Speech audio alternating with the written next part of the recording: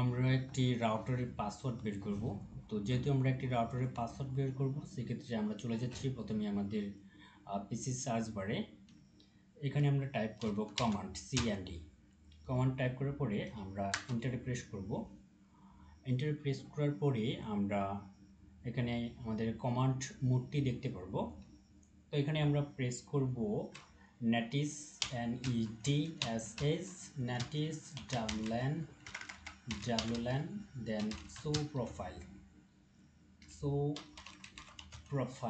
এরপরে আমরা এন্টারে প্রেস করব। এন্টার প্রেস করার পরে আমাদের যে আশেপাশে যেগুলো রাউটার রয়েছে সেই রাউটারগুলোর নাম আমরা দেখতে পাচ্ছি। তো এখান থেকে আমার টার্গেট হচ্ছে রেডমি নোট 9। এটাকে টার্গেট করে এর যে পাসওয়ার্ডটি এটাকে বাইর করব।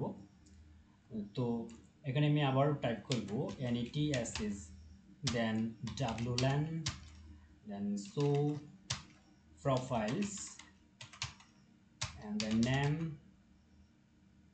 it for equal to inverted কমার ভিতরে আমি আমার টার্গেট ডিভাইসটিকে এখানে টাইপ করে দিলাম।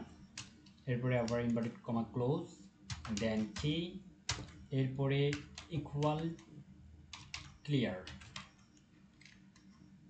এবার যদি আমি এখান থেকে ইন্টারপ্রেস করি, আমি আমার টার্গেট যে কিটা অর্থাৎ পাসওয়ার্ড সেটা আমি অলরেডি পেয়ে গেছি। এই যে কি কন্টেন্ট বা পাসওয়ার্ড হচ্ছে এটা। আমি যদি এখন এটাকে এই টার্গেট ডিভাইসটিকে অর্থাৎ এটাকে আমি কানেক্ট দিতে যাই, তো এই পাসওয়ার্ড দিয়ে আমার এটা কানেক্ট হবে।